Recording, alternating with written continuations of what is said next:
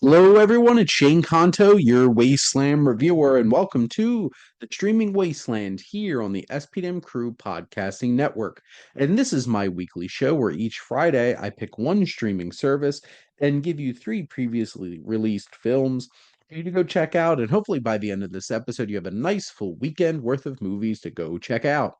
And for this week, we're going to be going over to Mubi, the most hipstery and cinephile of streaming services, along with the Criterion channel.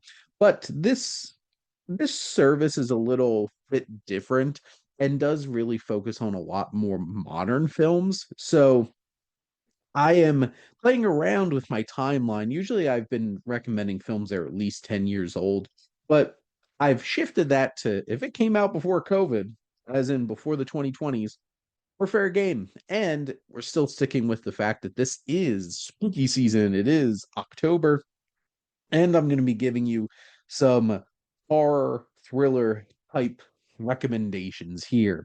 So let's get started with 2017's Revenge. And this film, I think, gets particular attention because this is from Carolee Farge, who just came out with The Substance.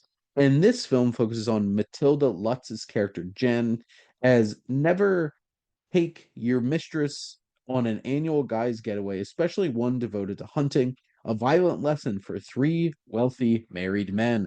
Lutz's character is left for dead in the most brutal of ways, and then this turns into a colorful, vibrant, extremely violent, and grotesque revenge story. And if you thought that, like, obviously the substance is so colorful and vibrant, just imagine like that kind of feel out in the desert, and that's Revenge. This is a gorgeous, visceral looking experience that just pops on screen, except, oh, the body horror, the blood, the guts. He's left for dead in a very brutal way, and what happens to these men when she gets her hands on them is also very bloody and brutal. And this is one of those types of films that is going to push your boundaries and how you can handle that very grotesque splatter body horror. And this very much is a revenge thriller. And I think Lutz gives a fantastic performance that is visceral, tense, empathetic, and intimidating. You don't want to mess with this woman. And just from the poster, there's the look of her and this balance of emotion and tears in her eyes, but a big gun in hand. This is a wild ride from start to finish and scratches that revenge flick itch and offers something very colorful and vibrant and dynamic from a filmmaking's perspective.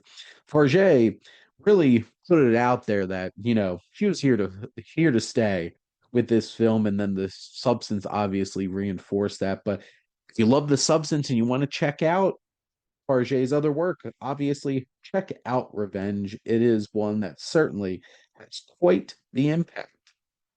Next up, we're going to go to the most recent film, 2019's Swallow. And this psychological body horror comes to you from writer-director Harlow Marabella Davis, starring Haley Bennett as Hunter. A newly pregnant housewife finds herself increasingly compelled to consume dangerous objects as her husband and his family tighten their control over her life. She must confront the dark secret behind her obsession. And this indeed deals with pica, so the urge to eat non-edible items. And yep, that's where the title from this movie comes. And yes, this is an uncomfortable film in terms of that kind of idea, whether it's thumbtacks or anything else. And yes, this is a rough one to sit through. Should have just trigger warning. This is a pretty demented, twisted episode of the Streaming Wasteland. But Swallow is such an uncomfortable experience, and Marabella Davis does an amazing job of just heightening the tension, building that up, putting you into this space that is so uncomfortable. And Haley Bennett gives such a great performance, part of that long legacy of great female-led performances in horror films and horror thrillers. And Bennett is empathetic, but there's an intensity and a mystery about her performance, and this has some big emotional weight, this trauma that has led her to this experience. And you have the likes of Austin Stowell and Dennis O'Hare and Elizabeth Marvel, David Raish, who come in with these supporting turns as well, who add some layers to this experience. But this is a real thing. And my wife has some kids that she works with that experience pica. And this is an uncomfortable experience. And Marabella Davis does a great job of capturing this and leveraging it for all of the discomfort you could possibly have with this for sure. And lastly, the most abstract and unique of the films on my recommendations for this week. And this is 2016's Personal Shopper from Olivier Assayas, who Assayas has made so many interesting films and series, whether it's Clouds, Sils Marie, or Irma Vep and nonfiction and all of these different types of stories. There's always something unique and interesting that Assayas goes for here. And one of his muses, Kristen Stewart, plays Maureen, a personal shopper in Paris, refuses to leave the city until she makes contact with her twin brother who previously died there. Her life becomes more complicated when a mysterious person contacts her via text messages. So this film works on these two levels of well, three levels. You have this whole personal shopper element and this the gorgeous clothes and stuff like that. Sayus builds a sense of mystery and intrigue, and you just have this atmosphere that he crafts in his films that is quite engaging and quite haunting. Because another layer of this is a ghost story, and you see certain things happening in the background or in the forefront that are unexplainable without being like, there was a ghost here. And this is not like some big budgeted kind of special effects driven ghost story. This is it's a very subtle and very simplistic representation of hauntings, but it's crafted in such a way that is so intriguing and scratches that itch and that mystery and that intrigue. And this film also works on this layer of this mystery. Who's texting her and that building tension? There's a lot of tension here.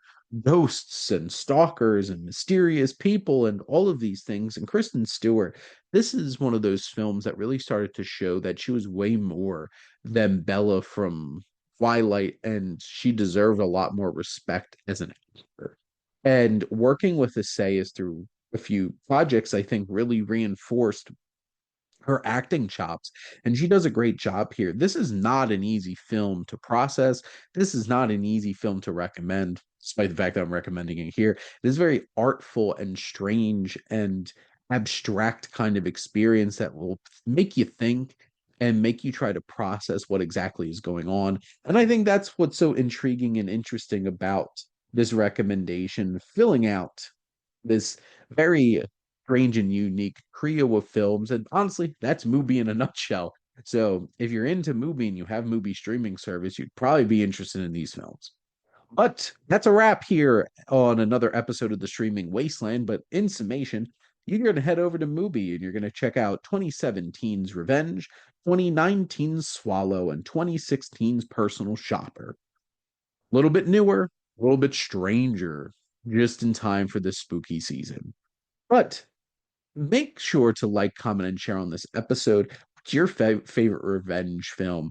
What's your favorite, like, kind of like experience watching a horror movie where it's like dealing with some kind of mental illness or disorder? And what's your favorite, unique kind of ghost story? Make sure to follow or subscribe wherever you listen to your podcast.